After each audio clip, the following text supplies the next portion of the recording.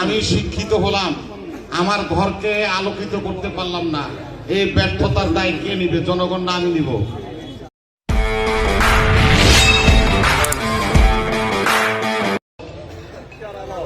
আমি আমার নিজের ঘরে আলো জ্বালাইতে পারিনি।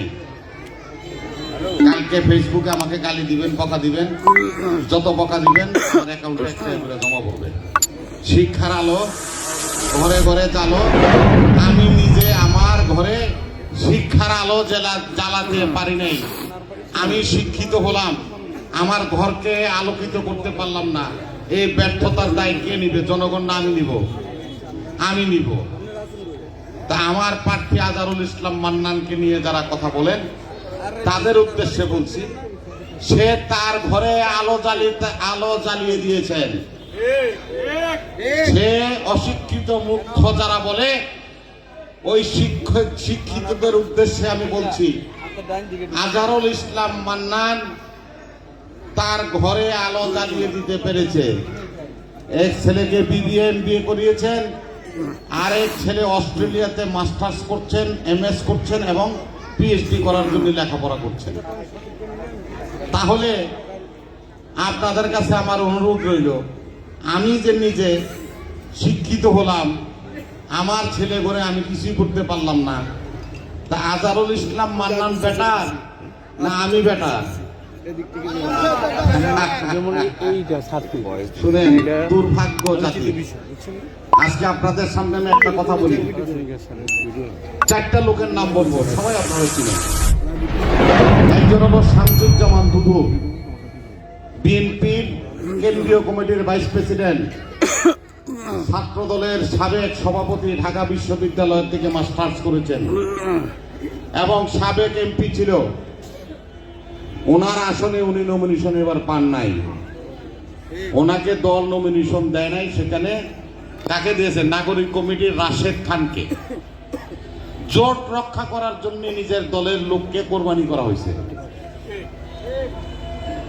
আরেকজনকে পান নাই নমিনেশন, যার নামে প্রায় 700 মামলা আছে, রাজপথে সবাই আপনারা চিনেন, লম্বা মানুষটা, হাবিবুল নবী খান সোহেল, সে নমিনেশন পায় নাই।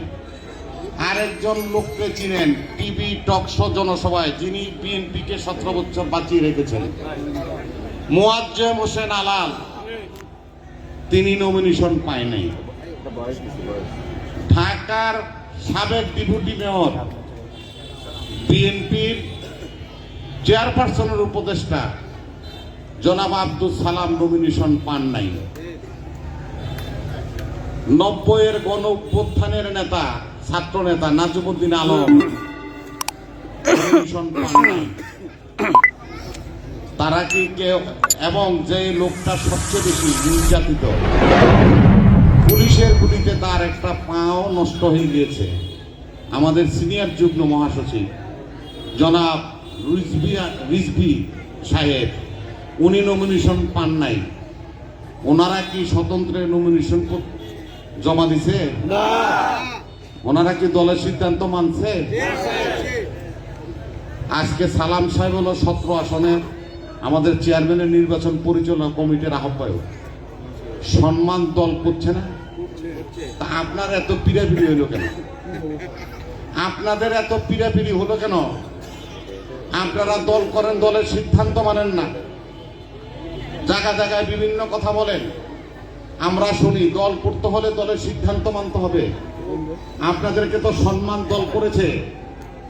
আজকে এই সানার পার দাঁড়িয়ে আমি একটা কথা বলে যাই, স্মরণ রাখেন, আমাদের বিএনপির প্রথম মহাসচিবের নাম কি? Doctor A.K.M Badruddoza Chowdhury. যে কমিটির সভাপতি ছিল রাষ্ট্রপতি জিয়াউর রহমান, তার সেক্রেটারির নাম বদরুদ্দোজা চৌধুরী। সে মরার পরে কিন্তু বিএনপি অফিসের সামনে জানাজা পায় নাই। আমাদের আরেক তুফল মহাসচিব আব্দুল মান্নান ভূঁইয়া, মৃত্যুর পরে বিএনপি অফিসের সামনে জানাজা পায় নাই। বিএনপির সাথে যদি গাদ্দারি করেন তাহলে বিএনপি অফিসের সামনে জানাজা পাবেন না। যত কথাই বলেন আর যত বাহাদুরি করেন, বিএনপির বাইরে আপনাদের কোনো আইডেন্টিটি নেই। আপনাদের সকলকে আমরা চিনি ব্যক্তিগতভাবে, সামাজিকভাবে। বিএনপি করেন বলেই ধমক দিতে পারেন, বিএনপি করেন বলে শাসন করতে পারেন, বিএনপি করেন বলেই বিভিন্ন নেতাকর্মীদের নিয়ে বিভিন্ন কথা বলতে পারেন। বিএনপি করেন না সেহেতু আর বিএনপি নিয়ে কোনো কথা বা বিএনপির প্রার্থী নিয়ে কোনো কথা বলার অধিকার আপনাদের নাই। আর একটা সত্য কথা বই মুরব্বীরা আছে, আমাদের নারায়ণগঞ্জ থেকে কিন্তু জামাত ইসলাম উৎখাত হয়ে গেছে। নারায়ণগঞ্জ জেলা থেকে জামাতে ইসলাম উৎখাত হয়ে গেছে। নারায়ণগঞ্জে 5টা আসন, 5টা আসনে একটাও জামাতের প্রার্থী নেই। পাল্লা মার্কার কোনো প্রার্থী নেই, জামাতে ইসলামের কোনো প্রার্থী নেই। 5ও আসনে জামাতে তার মিত্রদেরকে ছেড়ে দিচ্ছেন। এখন আপনাদের কাছে প্রশ্ন রইল জামাতে ইসলামের বন্ধুদের কাছে, যে আপনাদের বন্ধুকে 17 বছর আপনাদের পাশে কে ছিল? ধানের শীষ। তাইলে ভাই আপনাকে প্রার্থী নিচ্ছে নাই, সেহেতু বন্ধু হিসাবে আপনারা ধানের শীষ মার্কাকে ভোট দিবেন এই আহ্বান আমি রাখছি। আপনাদের সকলকে ধন্যবাদ জানাই।